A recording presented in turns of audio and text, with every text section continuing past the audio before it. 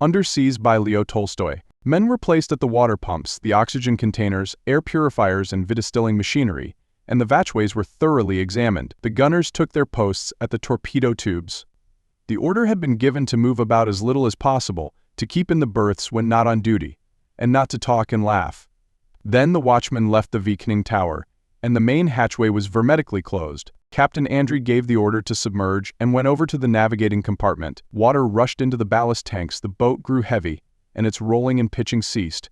The Kate sank and ran ahead underwater, steering by means of the periscope. Andrey pushed a button and a cone of pale blue rays poured from the tube. The screen of the periscope grew alive with tiny waves, passing clouds, and a tail of smoke on the skyline. With his chin resting on his arm, Andrey scanned the image of the sea which lay before him. Presently the smoke vanished, and on the right hand appeared the hazy outline of land. At nightfall, the boat, taking advantage of the darkness, rose to the surface of the sea and sailed without lights. Andrey stood on the bridge throughout the night. The water was placid, the stars were screened by a light mist, and far away to the south the pale blue gleam of an enemy searchlight moved through the clouds. The boat was now approaching a minefield. At dawn, when the greenish-orange light began slowly to pervade the fleecy clouds, the Kate sank to a great depth at a definitely fixed point in the sea. Steering solely by compass and map, she commenced to pick her way under the mines. Yakovlev was in charge of the steering apparatus, while Prince Bilopolsky calculated the side drift and reported to the chief engineer in charge of the motors. Andrey, leaning over the map,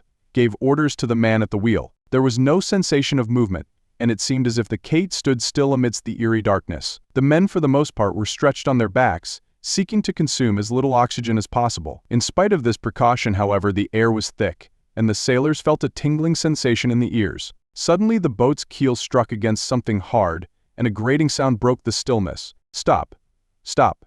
called out Andrey, dashing forth from the navigating cabin. The pinions cracked and the motors ceased to pulsate. Immediately the air became hot, as in a Turkish bath. Andrey entered the watertight conning tower, which was flooded with diluted, greenish light from the ports provided for the purpose of giving a view of the surrounding waters. He peered through the glass pane.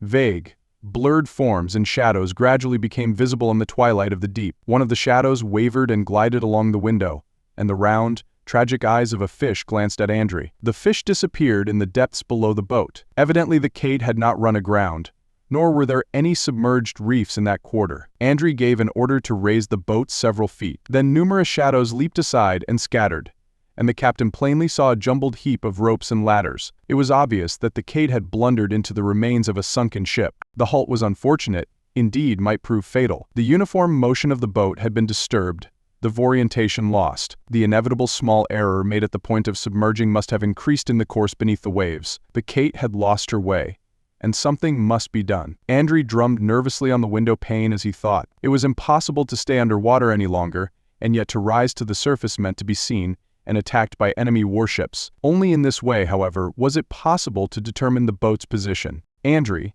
giving an order for the boat to rise slowly, returned to his observation point. The water gradually grew clearer. Suddenly a dark ball moved down to meet the craft. A mine flashed across Andrey's mind, and overcoming the torpor which had begun to oppress his brain, he ordered the submarine to be swerved from her course. The ball moved away, but another appeared on the right. There was another change of direction, and now everywhere in the midst of the greenish twilight cast iron shells lay in wait. The Kate was in the toils of a mine net. Sea water, when viewed from a great height, is so transparent that large fishes can even be seen in it. Owing to this fact, the Kate was discovered by two enemy hydroplanes as she rose among the mines toward the surface of the bay. The aircraft were seen, however, and the boat dived again to a great depth. The Kate now blindly groped her way forward. The motors worked at their top speed, and the body of the boat trembled. Hundreds of demons called horsepowers fiercely turned the various wheels, pinions, and shafts. The air was hot and stuffy.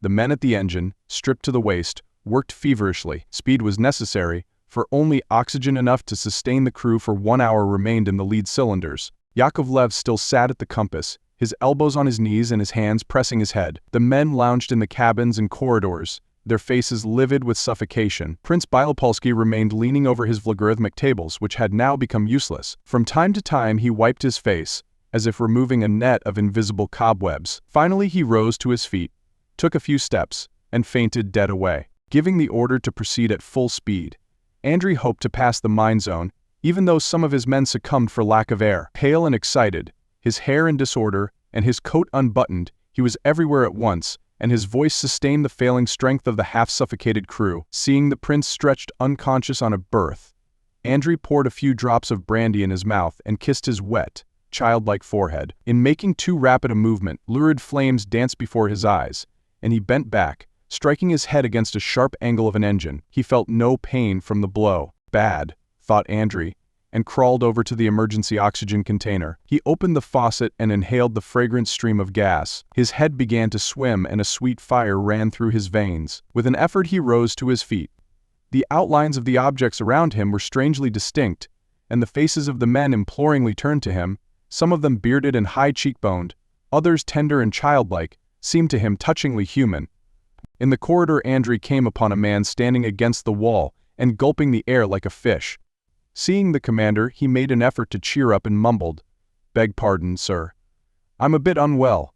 The captain leaned over and looked into his eyes, which a film of death was already beginning to veil. Andrey, turning to the telephone tube, gave a command to rise. The Kate shook all over and dived upward. The ascent lasted 4 minutes and a half, at the end of which time the boat stood still and light fell on the screen of the periscope. The sailors crawled up to the main hatchway and unscrewed it. Cold salt air rushed into the boat, swelling the chests of the sufferers and turning their heads. The sensation of free breathing was delicious after the suffocation they had so long endured. Andrey, leaping on the bridge, found the evening sun suspended above vast masses of warm clouds and the sea quiet and peaceful. He began to take observations with the sextant, which shook in his trembling hand. Presently a loud buzzing was heard in the sky, followed by the measured crackling of a machine gun. From the hull of the boat came a sharp rat-a-tat, as if someone was throwing dry peas on it. A hydroplane was circling above the Kate. Andrey bit his lip and kept on working. A squad of his men loaded their rifles. The hydroplane swooped down almost to the surface of the sea,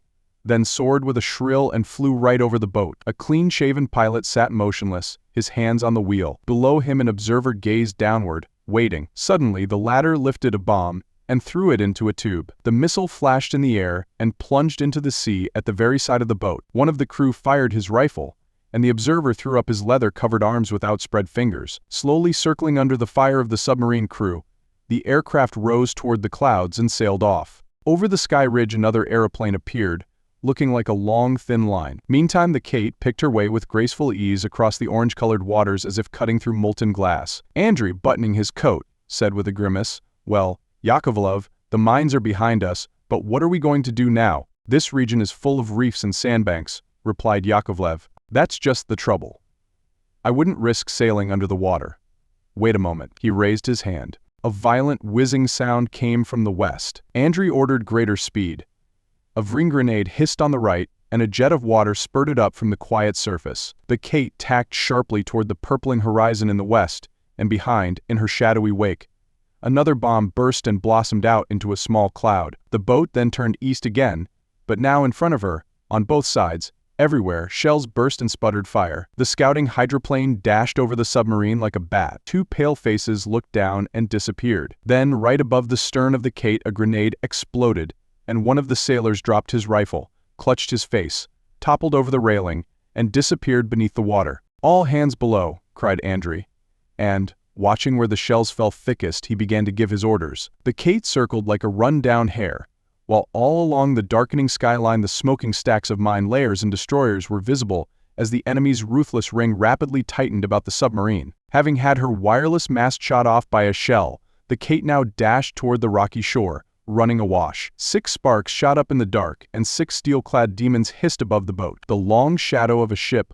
glided along the shore. The Kate shook, and a sharp-nosed torpedo detached itself from her hull and glided away under the water to meet the silhouette of the vessel. A moment passed, and a fluffy, mountainous mass of fire and water rose from the spot where the stacks of a mine layer had projected shortly before. The mountain sank and the silhouette disappeared. The Kate entered a baylet among the rocks, submerged, and lay on the sandy seabed. 2 weeks the submarine remained in the inlet, completely cut off from the rest of the world. By day she hid in the deep, and only under the cover of night did she rise to the surface to get a supply of air. The greatest precautions were necessary, for there was little likelihood that the enemy believed the submarine to be destroyed. At the end of that time some action was inevitable, as the boat's supplies had given out. For 3 days the crew had fed on fish which one of the men had caught at great risk. Andrey decided to leave the bay and make a supreme effort to run the enemy's cordon. About daybreak, as the Kate was nearing the surface of the sea, the crew became aware of a tremendous muffled cannonade, and when the boat emerged into a white fog,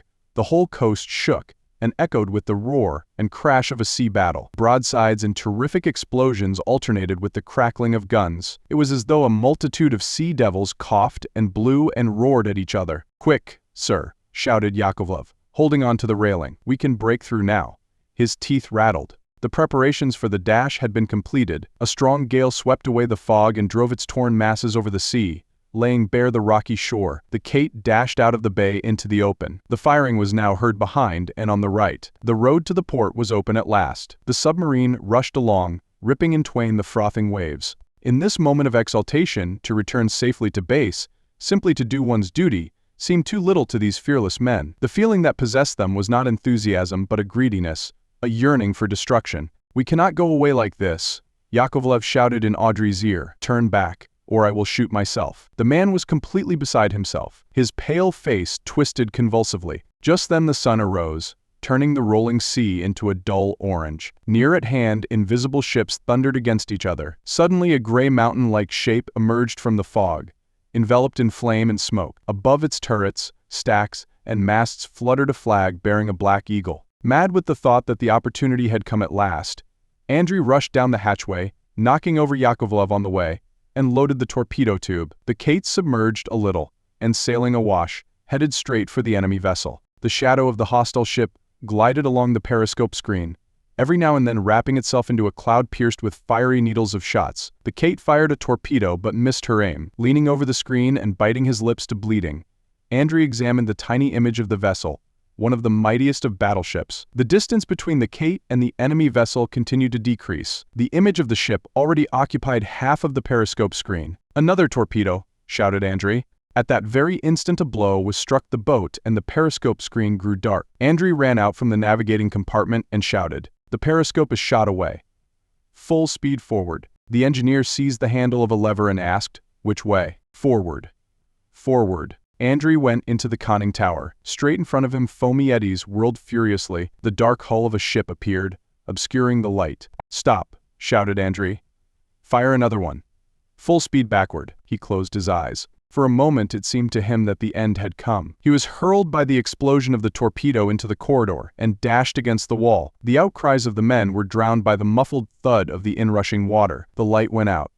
The Kate began to rotate and sink. The boat did not stay long in the deep. Freed from the weight of 2 torpedoes, she slowly began to rise, stopped before reaching the surface, and commenced to sink again as the water continued to leak into her hull. A sailor found Andrey in a narrow passage unconscious, though breathing regularly. The man dressed the captain's wounds but could not bring him to his senses. Another sailor tried to revive Yakovlev, but soon saw that that officer was dead. All the available hands toiled at the pumps, while the engineer and his 2 assistants worked frantically at the engine.